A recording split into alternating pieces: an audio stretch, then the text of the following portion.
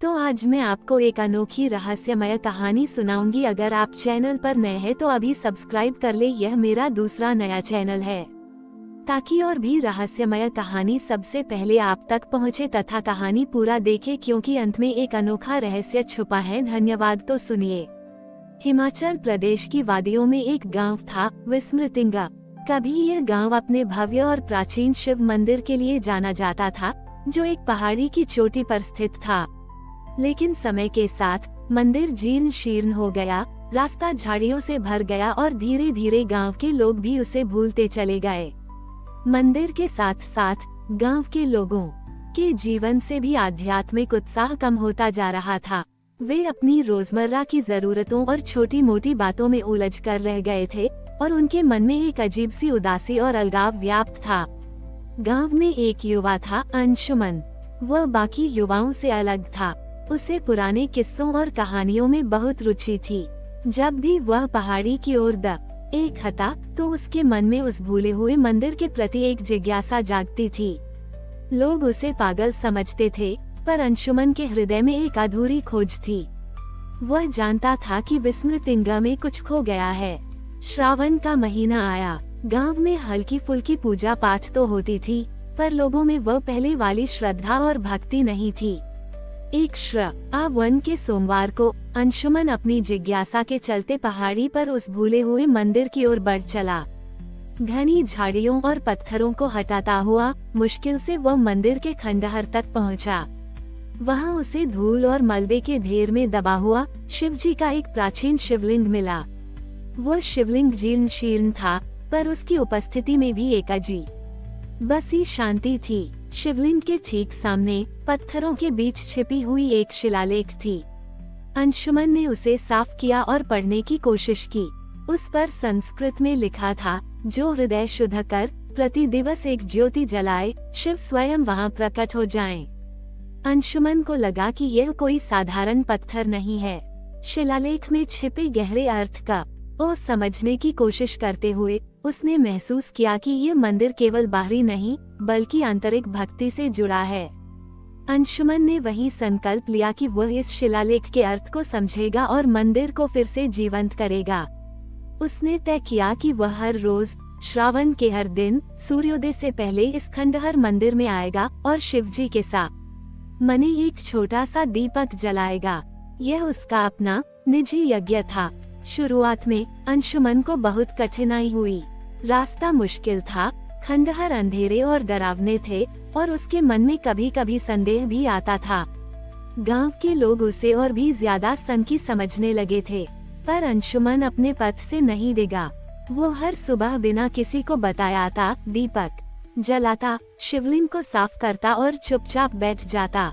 उसे महसूस होता था कि हर जलते दीपक के साथ उसके अपने भीतर भी एक नई ज्योति प्रज्वलित हो रही है। उसका संदेह आस्था में बदल रहा था। जैसे जैसे श्रावण के दिन बीतते गए, अंशुमन की लगन और उसके दीपक की छोटी सी लौ ने कुछ लोगों का ध्यान खींचना शुरू किया। पहले तो कुछ बच्चे उत्सुकतावश उसके पीछे आते, फिर कुछ बुजुर्ग जिन्होंने कभी उस मंदिर की महिमा सुनी थी भी उसके साथ जुड़ने लगे। वे अंशुमन की निस्वार्थ भक्ति से प्रभावित थे। उन्होंने भी मंदिर के रास्ते को साफ करने और छोटे छोटे दीपक लाने में मदद करना शुरू कर दिया। श्रावण का अंतिम सोमवार था। अंशुमन और उसके साथ आए कुछ गांव वालों ने मिलकर मंदिर के गर्भगृह का काफी हिस्सा साफ कर दिया था। सूर्योदय हो रहा था। अंशुमन ने आज अपना अंतिम दीपक जलाया। जैसे ही दीपक की लौ जली, एक अद्भुत और अविश्वसनीय घटना घटी। प्राचीन घिसा हुआ शिवलिंग स्वयं एक कोमल सुनहरी रोशनी से चमकने लगा। वह रोशनी धीरे धीरे फैलती गई और पूरे गर्भगृह को रोशन कर दिया। मंदिर की दीवारों पर बने पुराने फीके पड़ चुके भित्तिचित्र, जो अब तक दिखाई नहीं दे रहे थे, उस दिव्य प्रकाश में स्पष्ट रूप से उभर आए, मानो वे फिर से सजीव हो गए हों। हवा में पवित्र चंदन और फूलों की सुगंध फैल गई और सबको एक गहरी शांति का अनुभव हुआ। गांव के लोग, जो उस चमत्कार को देखने के लिए अनायास ही मंदिर की ओर खींचे चले आए थे, विस्मय से भर गए। उन्होंने महसूस किया कि शिवजी ने स्वयं अपनी उपस्थिति दर्ज कराई है। उन्हें समझ आया कि मंदिर केवल पत्थरों का ढांचा नहीं बल्कि उनक बड़ी ही सामूहिक आस्था का प्रतीक था जिसे उन्होंने भुला दिया था। अंशुमन ने उन्हें सिखाया था कि शिवजी को खोजने के लिए भव्य चढ़ावों और आडंबर की जरूरत नहीं होती, बल्कि एक शुद्ध हृदय और निरंतर साधना ही पर्याप्त है। विस्मृतिंगा में फिर से खुशहाली और आध्यात्मिक जीवंतता लौट आई। भूले हुए मंदिर को फिर से संवारा गया और वह गांव की पहचान बन गया। अंशुमन अब उस मंदिर का रक्षक था जो हर श्रावण में गांव को याद दिलाता था कि शिवजी कभी किसी को नहीं भूलते।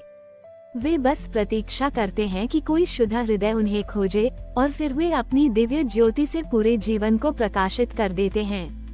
अंशुमन की निष्ठा और खंडहर मंदिर से फूटती दिव्य ज्योति ने विस्मृतिंगा को केवल उसका खोया हुआ मंदिर ही नहीं लौटाया था, बल्कि इसने पूरे गांव के भीतर एक आध्यात्मिक क्रांति ला दी थी। वह जीर्ण शीर्ण शिवलिंग अब उनकी सामूहिक चेतना का केंद्र बन चुका था, जो उन्हें हर पल याद दिलाता था कि ईश्वर को खोजने के लिए भव्यता नहीं बल्कि हृदय की पवित्रता चाहिए। उस श्रावण के बाद से विस्मृतिंगा में अद्भुत परिवर्तन आया। गांव के लोग अपनी रोजमर्रा की उलझनों से ऊपर उठकर एक दूसरे के साथ अधिक सौहार्द और सहयोग से रहने लगे। मंदिर फिर से गांव की गतिविधियों का केंद्र बन गया। लोग प्रतिदिन वहां आने लगे, अपनी श्रद्धा के छोटे छोटे दीपक जलाते और उन पुनर्जीवित भित्ति चित्रों को देखकर शिवजी की लीलाओं से प्रेरणा पाते थे। गांव में एक नई ऊर्जा और शांति का संचार हुआ, जिसका असर उनकी खेती और व्यापार पर भी पड़ा और विस्मृतिंगा फिर से समृद्ध होने लगा। अंशुमन, जो कभी अकेला साधक था, अब पूरे गांव का ज्योतिपुत्र और मार्गदर्शक बन चुका था। उसने मंदिर की देखभाल का जिम्मा लिया और पंडित जी के साथ मिलकर नए अनुष्ठानों की शुरुआत की।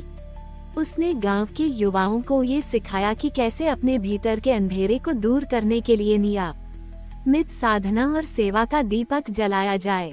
हर श्रावण मास में विस्मृतिंगा में एक नया और अत्यंत पवित्र उत्सव मनाया जाने लगा, साधक ज्योति यात्रा। इस दिन गांव के हर घर से एक व्यक्ति अपने हाथों में जलता हुआ दीपक लिए एक पंक्ति में उस पहाड़ी मार्ग से मंदिर की ओर चलता था। ये यात्रा अंशुमन की शुरुआती तपस्या की याद दिलाती थी, जब वह अकेला ही उस पथ पर दीपक जलाता था। पहाड़ी पर पहुंचकर सभी दीपक शिवलिंग के चारों ओर रखे जाते थे, जिससे मंदिर का गर्भगृह सैकड़ों ज्योति की रोशनी से जगमगा उठता था। ये दृश्य इतना अलौकिक होता था कि दूर दूर के गांवों से लोग इसे देखने आते थे और विस्मृतिंगा की कहानी से प्रेरणा पाते थे। समय के साथ अंशुमन वृद्ध होते गए, पर उनके चेहरे पर वही शांत मुस्कान और आंखों में वही ज्योति बनी रही जो उन्होंने पहली बार शिवलिंग से फूटते प्रकाश में देखी थी। उन्होंने अपनी अंतिम सांस तक गांव को सत्य और साधना का मार्ग दिखाया, ये सुनिश्चित करते हुए कि विस्मृतिंगा कभी भी अपनी आध्यात्मिक पहचान और उस भूले हुए मंदिर के महत्व को फिर से न भूले। आज भी जब हिमाचल की वादियों में बसे उस विस्मृतिंगा में श्रावण के बादल मंडराते हैं और साधक ज्योति यात्रा का पथ सैकड़ों दीपकों की रोशनी से जगमगा उठता है, तो वह केवल एक परंपरा नहीं होती, वह अंशुमन की अटूट साधना, उस भूले हुए मंदिर के पुनरुत्थान और पूरे गांव के सामूहिक विश्वास की अमर गाथा होती है। विस्मृतिंगा की यह कहानी हमें हमेशा याद दिलाएगी कि ईश्वर कभी किसी से दूर नहीं होते, वे तो बस हमारे भीतर के दीपक के जलने की प्रतीक्षा करते हैं, ताकि वे अपनी दिव्य ज्योति से हमारे जीवन और हमारे समुदाय को शाश्वत रूप से प्रकाशित कर सकें। हमारी और भी आध्यात्मिक एवं अनोखी कहानियाँ देखने के लिए हमारे चैनल पर जाएं तथा धार्मिक एवं पौराणिक अनोखी कहानियाँ हमारे चैनल पर है। कृपया जाके देखें तथा हमारे चैनल को सब्सक्राइब करके रखें और वीडियो लाइक जरूर करें। धन्यवाद।